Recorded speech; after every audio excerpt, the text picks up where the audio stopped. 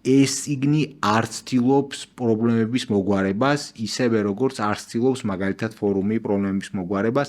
ეს ციგნი თulis რომ ტრანსფორმაცია არის გამოსავალი, ასე რომ ვთქვათ და არა რაც თავიდან დაიწყე, არა ზედაპირული პრობლემების მოგვარება, არა ადამიანების პრობლემებად აღქმა და მათი ასე ვთქვათ შეკეთება, ასე რომ ვთქვათ, არამედ ტრანსფორმაცია და ეხლა ამდენ ხანი რაზეც ვსაუბრობ და აღქმის ტრანსფორმირება შეიძლება მხოლოდ მეც ვერაფერს ვერ უზამ რა.